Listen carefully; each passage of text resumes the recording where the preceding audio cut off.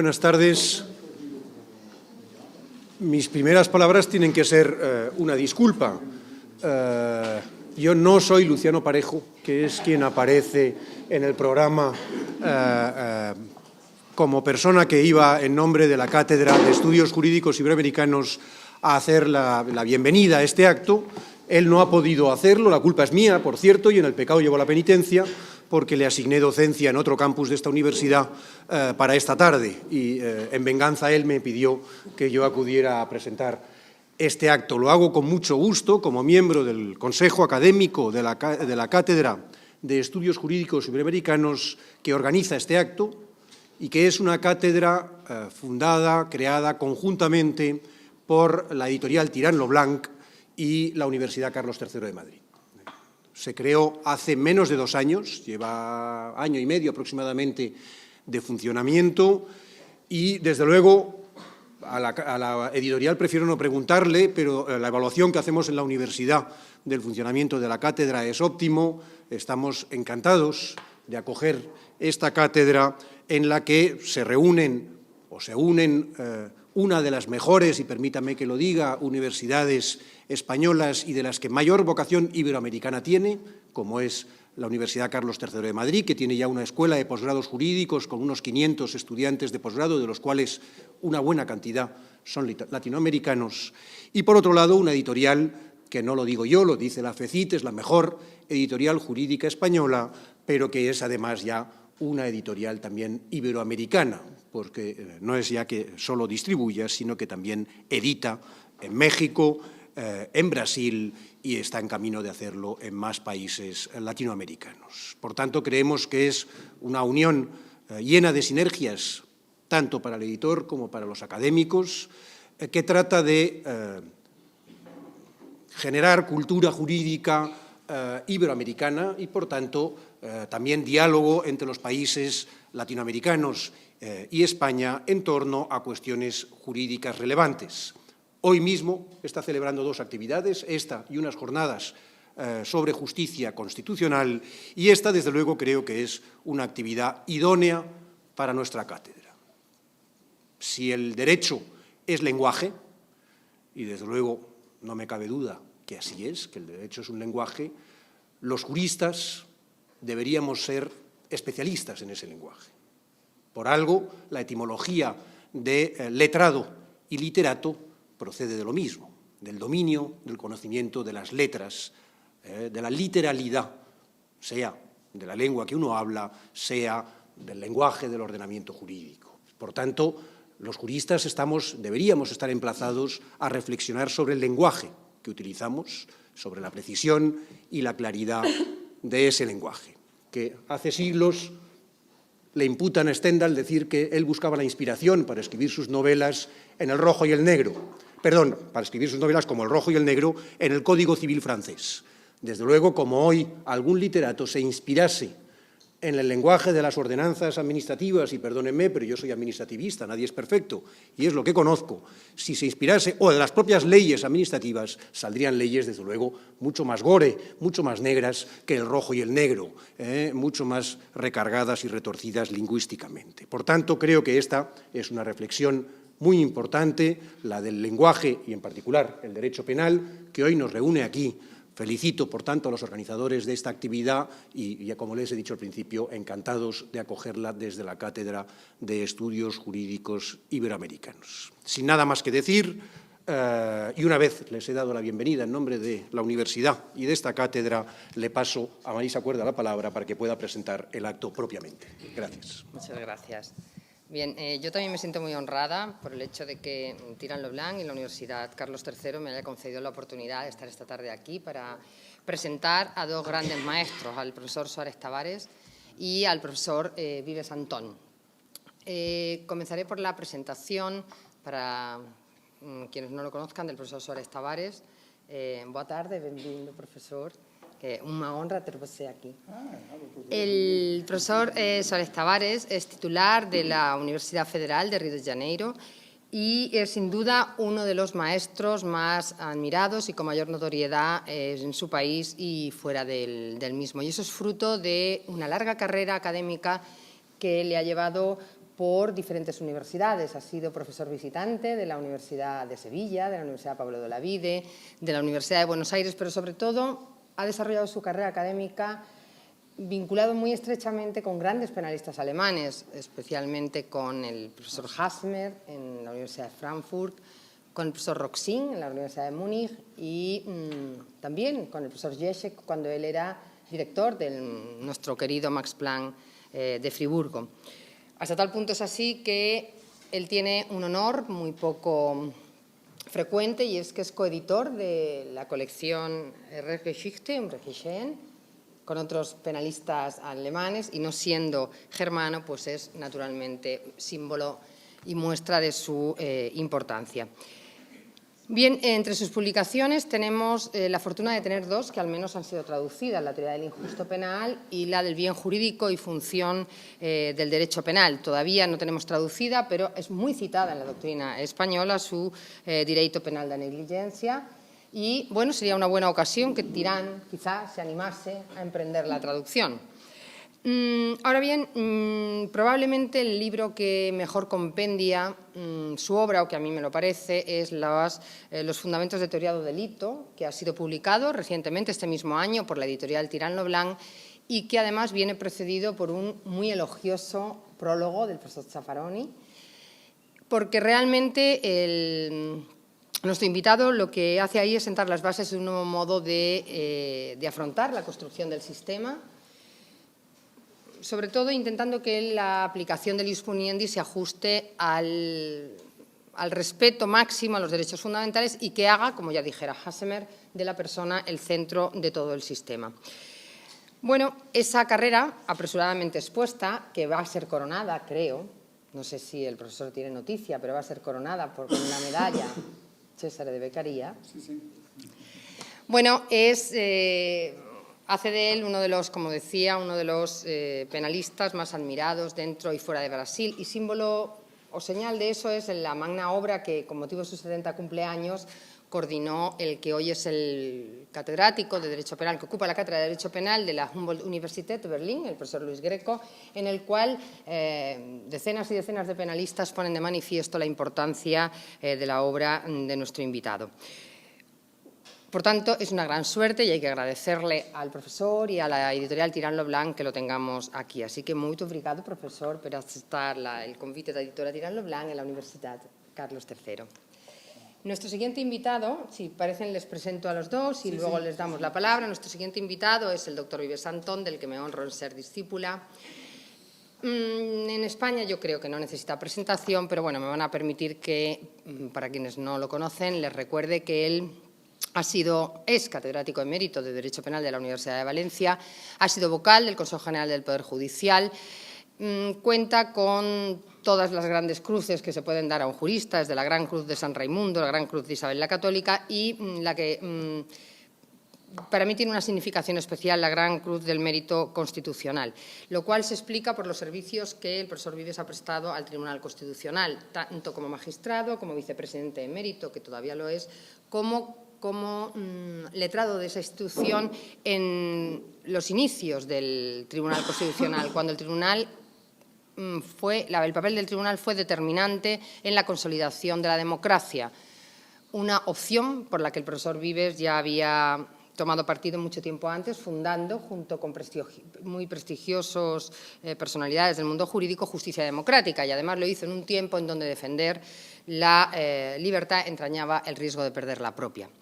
Bueno, su servicio a la causa de los derechos fundamentales y de las libertades le ha llevado también a participar muy directamente en diferentes tareas legislativas y, claro, hay que señalar especialmente la participación directa que tuvo en la redacción directa, inspiradora del Código Penal de 1995, hasta el punto de que el que entonces era ministro de Justicia, el señor Belloc, dijo que ese código, que pretendía ser el Código Penal de todos, había salido adelante gracias a la carga de autoridad que tenía el hecho de que Vives hubiera sido el inspirador moral y científico del mismo. Bueno, por lo que respecta a su obra científica, es tan inabarcable que no tiene ningún sentido que haga yo aquí un repertorio del conjunto de monografías, tratados, etcétera, con los que se han formado centenares de juristas. me limitaría a hacer una brevísima referencia a lo que es su obra magna, los fundamentos del sistema penal. Ahí el doctor Vives Antón hace yo creo que el análisis más profundo que se ha podido hacer hasta ahora de la acción y la norma, es decir, las dos categorías penales básicas. Y además lo hace desde una perspectiva distinta, tomando como hipótesis de trabajo el pensamiento de Wittgenstein, que, como todos ustedes saben, protagonizó una verdadera revolución filosófica al fundar su pensamiento, a poner la atención más bien en la acción y en el lenguaje. En esa obra, el profesor Vives trata de ofrecer una nueva perspectiva conceptual tendente a mostrar que o concebimos el mundo desde la libertad o no es posible concebirlo en absoluto. Por otra parte, en esos fundamentos y en otras obras, otros artículos y trabajos que se han derivado del mismo, el profesor Vives ha tratado de poner de manifiesto que el camino que persigue la dogmática penal, o la mayor parte de los que se inscriben en la dogmática penal, es una senda muy peligrosa, porque en sus consecuencias prácticas produce flagrantes vulneraciones de los derechos fundamentales y empezando por algo tan básico en un sistema democrático como es la quiebra de la legalidad. Bien, sin embargo, hacer derecho penal, como lo hace la actual dogmática, como digo, es peligroso y hace que se olvide una idea básica que ponía de manifiesto Habermas, con quien, por cierto, el profesor Vives tuvo ocasión de trabajar en Frankfurt cuando se preparaba en el Seminario Preparatorio de Facticidad y Validez. Como nos decía el profesor Habermas, es fundamental construir todo el sistema, y especialmente el sistema penal, desde la idea de democracia y desde la idea de los derechos fundamentales como nervios de todo el sistema, porque sin el respeto a los derechos fundamentales es imposible convivir en una sociedad de hombres libres, iguales y responsables. Bueno, a mostrar que esto es así se ha dedicado el profesor Vives durante muchísimo tiempo y por ello todos los demócratas estamos en deuda con él. Así que gracias, profesor Vives Antón, por aceptar venir y nutrirnos con tus enseñanzas. Por mí nada más. El profesor Suárez Tavares tiene el... ¿Con el micrófono? Naturalmente, claro. Una duración aproximada para la primera ponencia antes de comenzar. Sí, 30, claro. 35, 40, 30 y 40 minutos. 30 minutos. Sí, 30 está. 30, sí, perfecto. Sí. Buenas tardes, señoras y señores. Quiero saludar a todos en la persona de la profesora María Luisa Cuerda Arnau, y especialmente un saludo a mi amigo Tomás Vives Antón, que es un gran maestro conocido en mi país, en todo el mundo, y que con su magnífica interpretación de la conjugación de la obra de Wittgenstein con las perspectivas democráticas de Habermas, ha construido una teoría propia del derecho penal que es muy interesante porque se trata de la llamada acción significativa, que constituye la base de toda la interpretación de la teoría del delito y que ha influenciado penalistas en todo el mundo, especialmente en mi país, en algunos sectores muy especializados en este punto de la dogmática penal. Tenemos algunos puntos comunes, porque también estudié en Frankfurt, también estudié con Hasmer, y Hasmer no es un discípulo directo de Habermas, pero sigue una línea muy particular, muy próxima de Habermas, y ahí tengo también una especial vinculación con el profesor Klaus Günther, que es, ese sí, el discípulo más directo de Habermas, a quien Habermas dice que constituye su seguidor o su sucesor en las construcciones de la filosofía del derecho, de la construcción de la democracia, la vinculación entre derecho y lenguaje, derecho y democracia, derecho y persona deliberativa. Entonces, Habermas indica a Klaus Günther como su sucesor.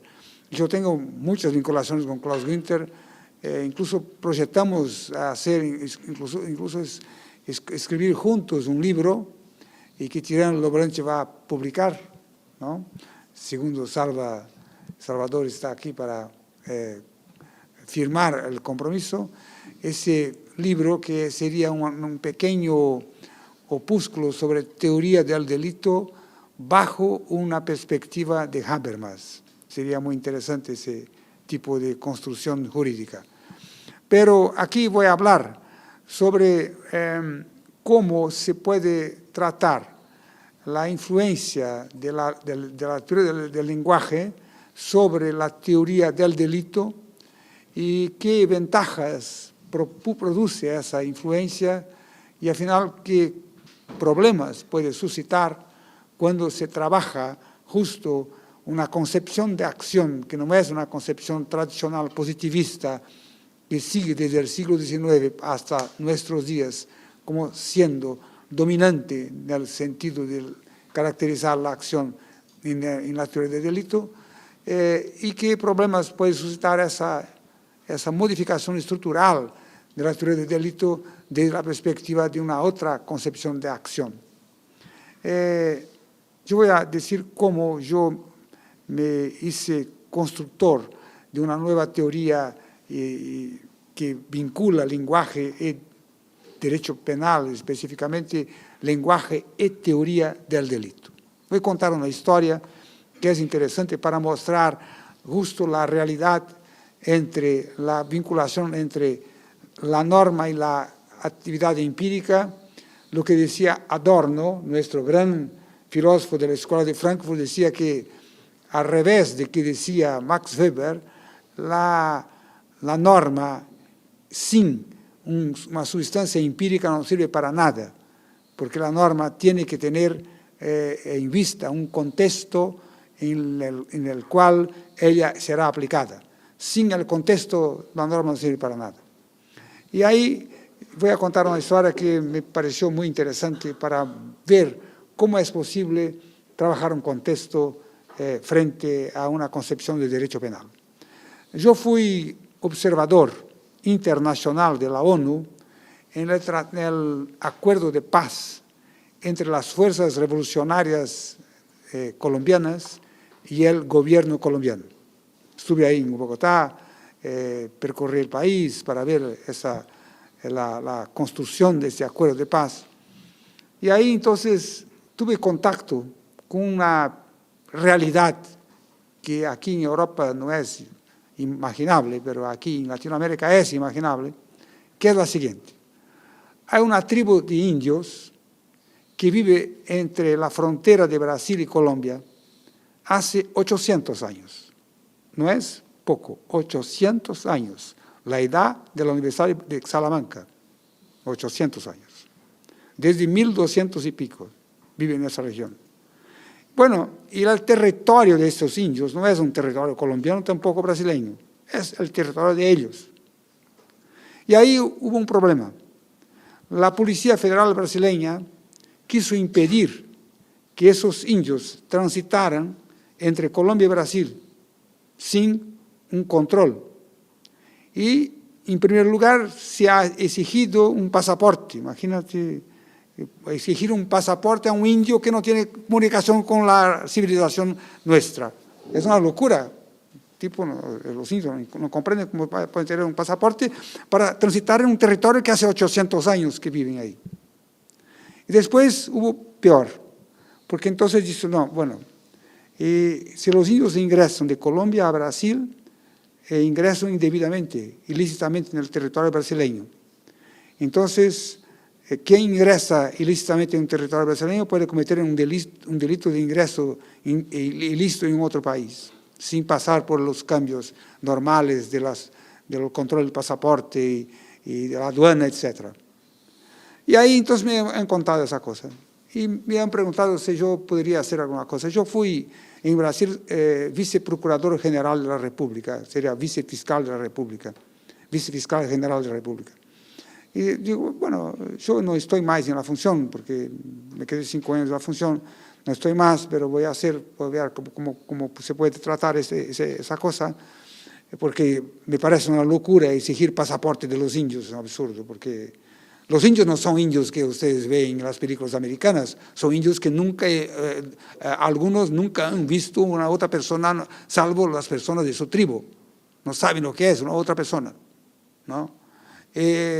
Entonces, exigir un pasaporte de los indios, una locura completa. y peor todavía, incriminar a los indios porque ingresan a un territorio que es de ellos hace 800 años. Entonces empecé a ver cómo es posible que el derecho tratara ese problema. Y ahí me ha venido en la cabeza que teníamos de establecer un contacto mejor de esta realidad con la norma, o la norma penal con esta realidad. Cómo el derecho brasileño, o el derecho en general, trata a los indios cuando estos cometan un delito. Voy a contar otra cosa también. Eso no es los indios colombianos y argentinos, es otra cosa, otra historia. Hay una tribu de indios brasileña que también tampoco tiene contacto con otras personas. Y esa tribu de indios brasileña tiene una costumbre que es solo dejar supervivir los niños aptos. Por ejemplo, los albinos no pueden supervivir porque no pueden soportar la luz de la floresta y el sol. Entonces la India, cuando va a tener un hijo, se va solo en la floresta, en la mata, solita, y ahí va a tener el hijo. ¿Y cómo tiene el hijo? Se abaja para tener el hijo, y el hijo sale, y antes que ella agarre el hijo en los brazos, ella lo mira, y dice, bueno, está bien, perfecto, agarren los brazos. Según la costumbre indígena, que es de 1000 años, este gesto de poner el niño en los brazos significa que el niño ha nacido. Antes no ha nacido. Entonces, si ella mira al niño, dice, no, mira, no es perfecto, voy a abandonar. Para los indios eso no es un delito, porque aquel niño no ha nacido, es un embrión, no es un niño. Esa es la costumbre indígena. Ahí dicen algunas personas, cuando yo he relatado ese caso, algunas personas dicen, va a ser un absurdo, va a ser una cosa absurda, antinatural, la madre dejar morir el niño. Bueno, es interesante, porque en la Edad Media hay varias teorías en la Edad Media que decían que cuando la persona nacía no era todavía persona, debería esperar un rato hasta que el alma se incorporara en la persona. Mira que... Dalmacio, sí, exactamente. Y también hoy mismo, cuando se puede establecer la diferenciación entre homicidio y aborto, a partir del nacimiento hay muchas teorías. La teoría de los dolores del parto, la teoría de los movimientos de expulsión, la teoría de la ruptura del saco amniótico. Entonces hay varias teorías. Y cuando ahora recién, porque esas teorías se componen en el siglo XVIII-XIX, y ahora con esas cirugías de cesariana que modifican completamente el ambiente del nacimiento, porque el nacimiento es anticipado. Entonces, ¿cuándo se puede decir que hay nacimiento y cuándo se puede decir que no hay nacimiento y la muerte de la persona no es una muerte de una persona, sino una muerte de un embrión, entonces por consecuencia es un aborto y no un homicidio? Miren que hoy hay ese problema, hoy. Entonces, ¿cómo trabajar esas cosas? Un delito de ingreso indebido en el territorio brasileño, que no es territorio brasileño para ellos, y un delito de infanticidio por omisión, cometido por la India, que deja que su hijo muera en la selva sin que lo capte, lo ponga en los brazos. Y yo empecé entonces a trabajar una teoría de derecho penal que pudiera contemplar esas cosas. Mire una cosa interesante. La dogmática penal trabaja a los indios cuando cometen un delito como sean inimputables, entonces sin capacidad de culpa. Pero los indios no son inimputables, no son iguales a los tipos que tienen disturbios mentales, son otras personas. Y son personas que tienen absoluta conciencia de la realidad. Voy a contar otra cosa. Yo estuve en la Amazonía, ahora como fiscal general de la República, estuve en la Amazonía, y ahí había una ceremonia, era una ceremonia de fertilización, ceremonia muy compleja de los indios. Y ahí entonces, después de la ceremonia, sentamos ahí en una mesa redonda, que no era mesa redonda, pero era suelo redondo, sería así. Y entonces los niños empezaron a hablar conmigo y yo le decía, este ruido de la selva, ¿qué es? Ese es un pájaro tal. Y ese otro, ese es de un mono. Y ese otro, ese yo creo que es de un cachorro de jaguar. Bueno, y están cerca. No. El pájaro está a 10 metros, este otro mono está a 25 metros, este cachorro de jaguar debe estar ahí más o menos a unos 50 metros. Nosotros no tenemos esa posibilidad, esa capacidad real de establecer eso. Imposible. Que un pájaro cante aquí y ustedes van a decir, no, el pájaro que canta está a 10 metros, 15 metros, 20 metros, 30 metros. Dudo que ustedes tengan esa capacidad. Entonces los niños no son inimputables. No son inimputables. Conocen la realidad más que nosotros, la realidad que es de ellos, que es la que llamo yo la realidad contextual. Entonces, no son inimputables. ¿Y cómo hay que trabajar esos indios frente al Código Penal, que considera que esas personas son inimputables? Hay que hacer una diferenciación. Decir, bueno, hay que anticipar el juicio de imputabilidad para el juicio de acción. Pero no se puede anticipar un juicio de culpabilidad, de imputabilidad, que es un elemento de culpabilidad, a un momento anterior al delito, a un momento de acción, si no hay una construcción exacta de un concepto de acción que pueda fundamentar ese trasplante, ese traslado de la imputabilidad para la acción. Hay que establecer un nuevo concepto de acción.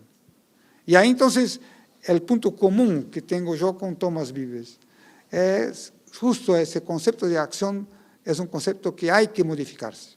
¿Por qué hay que modificarse?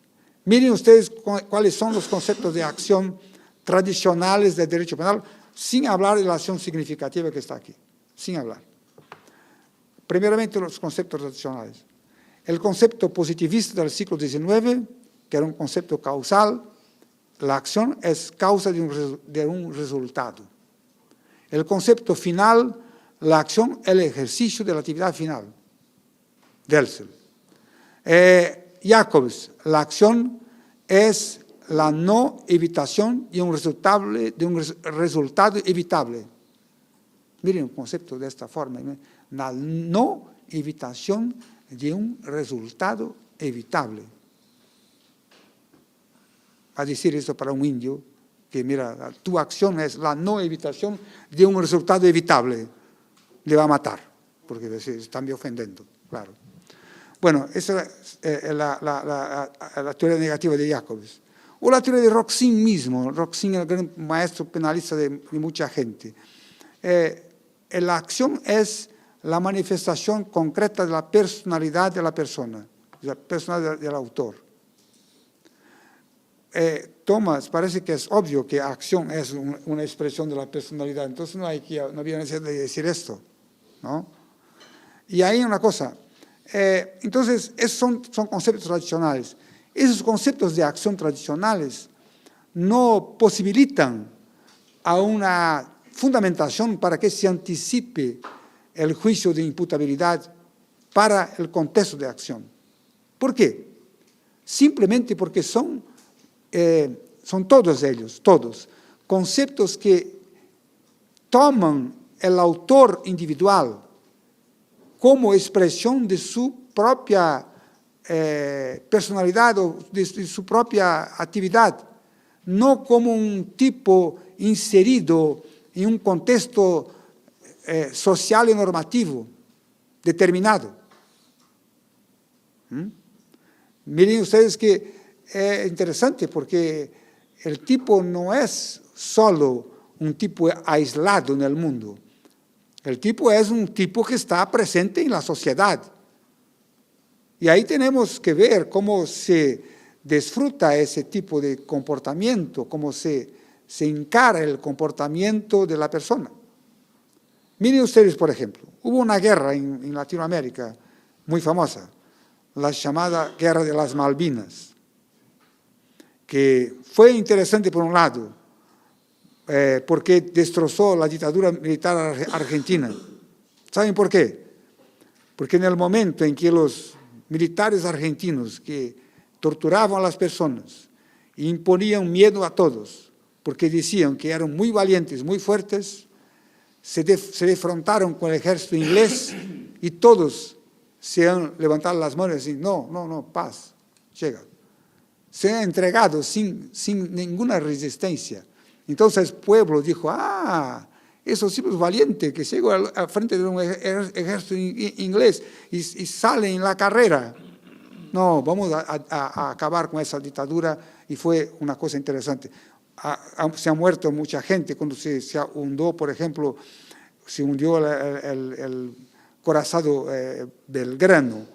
Bueno, sin problema. Ahí murió mucha gente, pero la dictadura argentina se fue. Miren ustedes una cosa interesante. Argentina tiene la más grande producción de carne del mundo. Y ahí exporta la carne. Pero un argentino exportador es un nacionalista. Las Malvinas son argentinas, no son Falklands, son Malvinas y son argentinas. Y ahí voy a exportar carne para Inglaterra, porque la exportación es tradicional entre Inglaterra y Argentina. Y pone en la lata la carne y va a exportar. Y ahí dice, bueno, yo voy a hacer una cosa. Yo voy a poner en el rótulo una inscripción. Las Malvinas son argentinas. Ahí llega un ayudante y dice, no puede, imagínate. Esa carne va a llegar en la Inglaterra, llega a Inglaterra, le van a tirar. Porque ningún inglés va a comprar una carne argentina en que en el rótulo de la carne dice que las Malvinas son argentinas. Es una ofensa. Entonces, ¿cómo hago yo? No. Tú tienes tu concepción nacionalista, pero no puedes utilizar esa concepción en este trámite comercial. Lo que es importante es captar el consumidor y no afrontar al consumidor.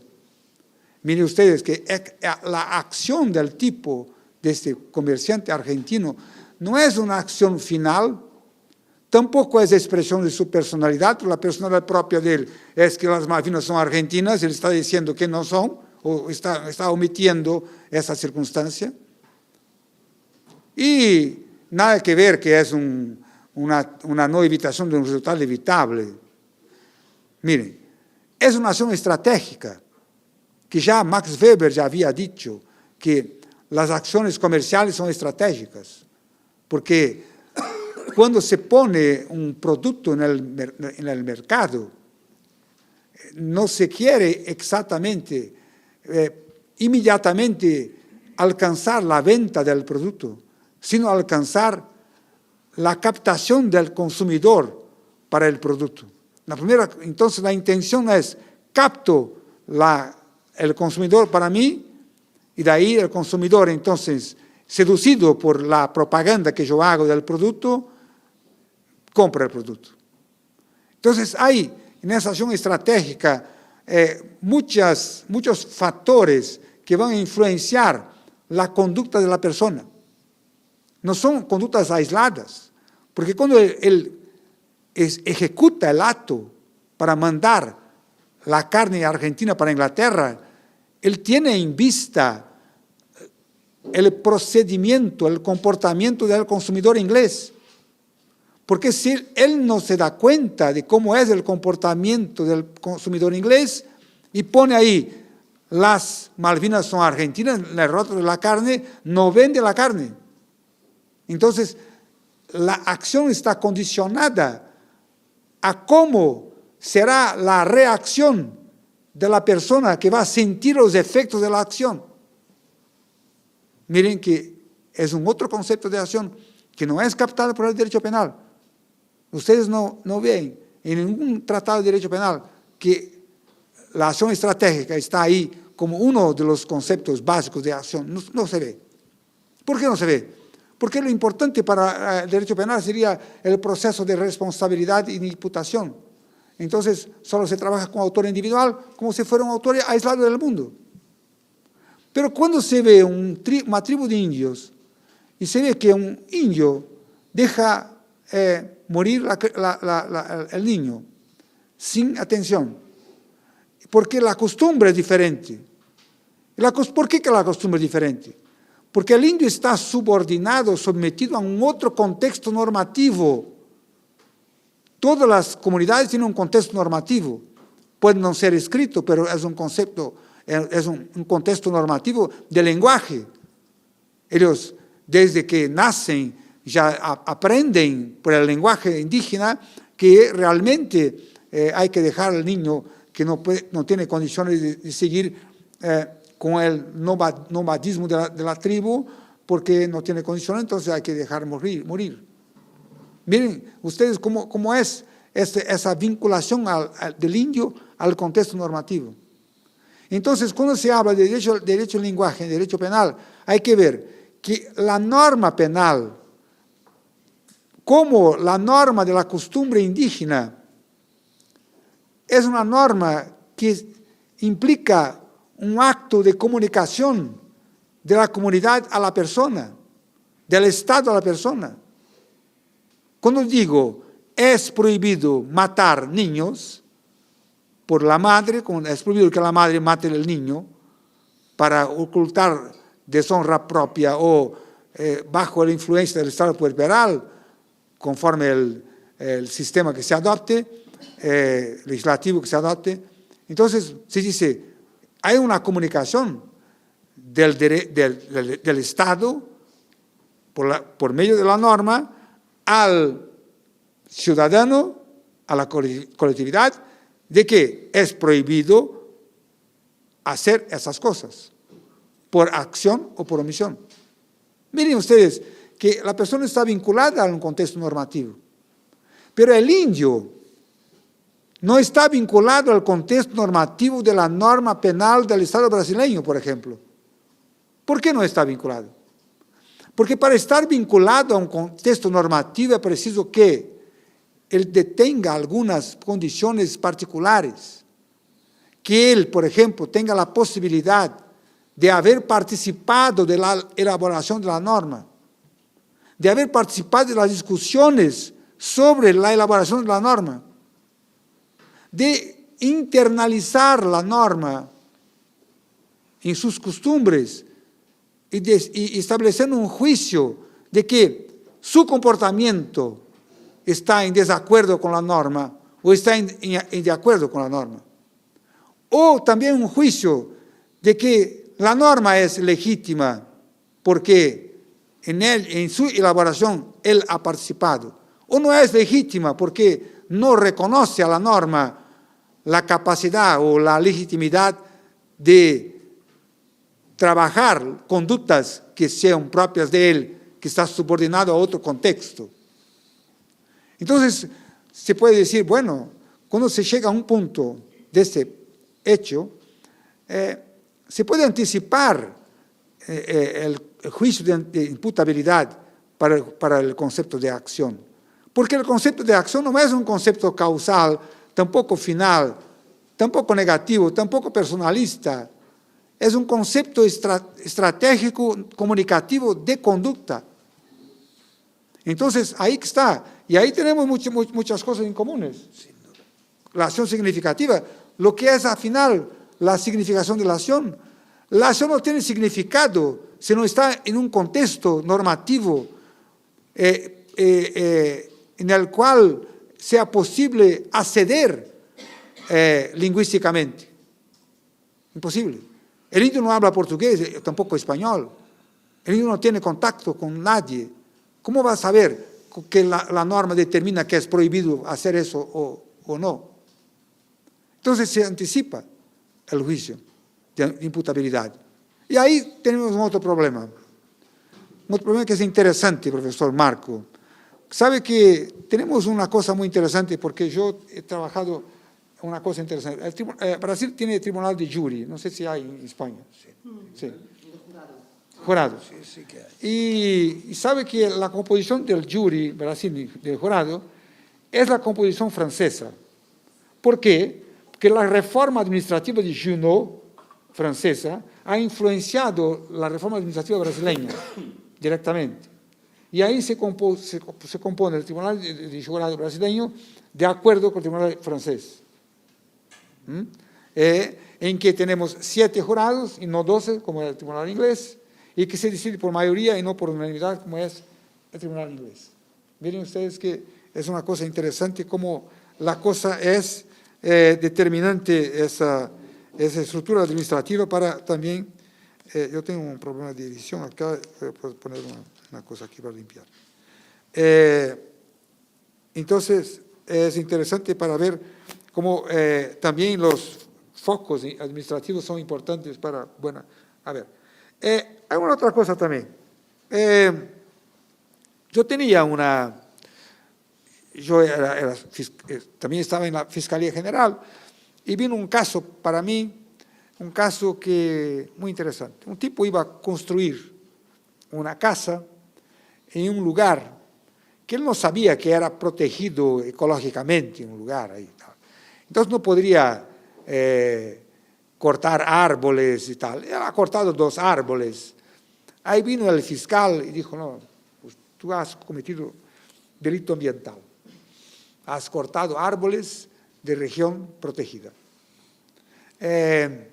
Pero si tú se obliga conmigo, eso administrativamente, eso fiscal que dije, se obliga conmigo a recomponer, a plantar de nuevo los árboles, aunque demora un poco para crecer y tal, hacemos aquí. Yo no propongo nada de delito ambiental y ya encerramos el hecho inmediatamente aquí como si fuera una decisión administrativa. Bueno, lo que pasa es que ese fiscal, un tipo muy inteligente, se ha olvidado de que había al lado de esa solución administrativa una imputación penal que seguía, pero se ha olvidado. Y ahí entonces deja la imputación penal ahí en una estante y sale de vacaciones. Y ahí viene otro fiscal, mira, esta imputación penal aquí, va. Hace un requerimiento y le pone un juicio a ese tipo. El tipo viene, mira, yo hice un acuerdo con el fiscal, he plantado varios árboles y tal, más de lo que todavía había, y me dijo el fiscal que no había problema ninguno. El otro fiscal que estaba ahí en reemplazo, no, para mí eso no significa nada. La cosa sigue y llega al Tribunal Supremo y en mis manos. Y yo le digo, no, mira, ahí hay que tratar una otra cosa. ¿Cómo tratamos la relación entre derecho penal y derecho administrativo? ¿Cómo tratamos? ¿De qué manera? Una acción que es una acción comunicativa, en que el Estado, que tiene un representante, que es el fiscal, que toma una decisión administrativa. Con esa decisión administrativa, el fiscal que toma la decisión administrativa llega a la conclusión de que el hecho está terminado. Entonces, esa decisión administrativa impide que se siga en frente con la imputación penal. ¿Por qué? Porque exactamente la comunicación de la norma está perfectamente ya contemplada en el momento en que el acto administrativo ya determinó que la recomposición ambiental soluciona el conflicto. Eso sería imposible trabajar un concepto de acción causal o final. Sería imposible. Porque no se podría trabajar con el concepto de acción vinculada a un procedimiento de comunicación. El Estado, lo que quiere el Estado al final, quiere poner todos en la cárcel. No, el Estado quiere solucionar conflictos. Y si el conflicto es solucionado de una forma incluso más amena, ¿por qué no? Se soluciona administrativamente la comunicación está perfecta. El Estado comunica, no se puede hacer esto, pero si hay una recomposición, entonces, bueno, acepto la recomposición porque mi representante, que es el fiscal en ese momento, ha determinado que la recomposición soluciona el conflicto. Bueno, hay un otro problema. Imaginemos una otra historia.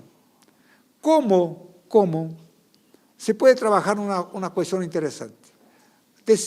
Vamos a decidir que la imputabilidad para el hecho de los indios debe ser anticipada para el momento de acción y no quedarse ahí no quedar como un instituto de la culpabilidad.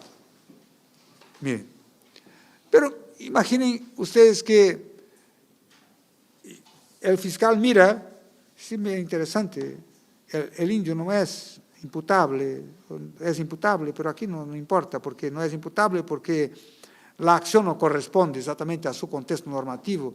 Pero yo veo acá que ese indio, bajo el contexto normativo tradicional de nosotros, ha actuado en defensa legítima. Entonces, el acto, incluso para nuestro derecho, no es ilícito, no es antijurídico. Ese acto es jurídicamente perfecto.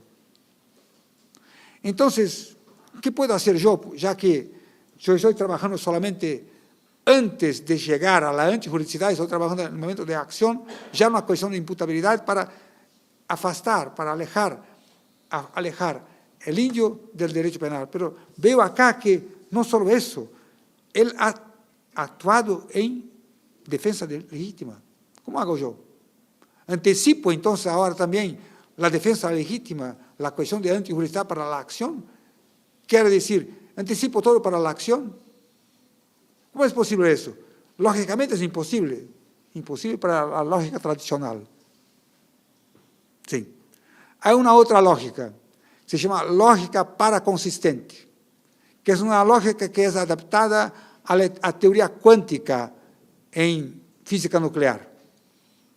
Porque es una lógica que adviene del principio de indeterminación de Heisenberg, que según el cual no se puede medir una partícula en comparación con otra partícula en determinado espacio en el núcleo del átomo, porque muchas veces las mediciones no son perfectas.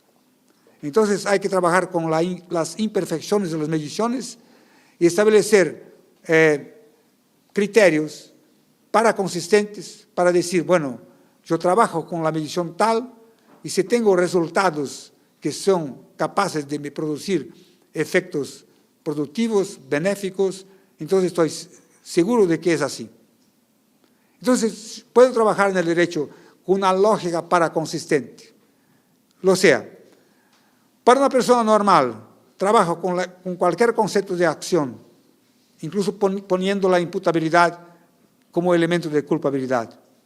Para personas que escapan al concepto de acción, porque están sometidas a otro contexto normativo, como los indios, yo trabajo con el concepto comunicativo de acción y también trabajo con el concepto de lógica paraconsistente, que dice exactamente lo siguiente.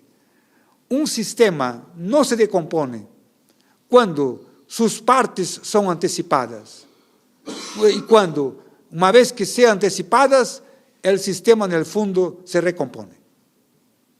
Esa es la lógica paraconsistente. Lógica que no es una lógica tradicional aristotélica del principio de la identidad, contradicción y tercero excluido, no, es una lógica diferenciada, una lógica del sistema. Eso que quería traer aquí a ustedes, porque tenemos con el profesor Tomás Vives Antón grandes afinidades, y espero que eso sea un germen para que discusiones sean desarrolladas sobre esos temas que yo creo son temas que ultrapasan a esa figura muy hermética de la dogmática penal, que yo hablaba ayer en la Universidad de Salamanca con Zaffaroni, que la dogmática penal tiene una característica muy semejante al método fenomenológico, o sea, trabajan las cosas de una manera lineal, en cuanto la vida no es lineal, al revés, es completamente descompuesta en otros sectores, muchas veces incluso contradictorias. Muchas gracias.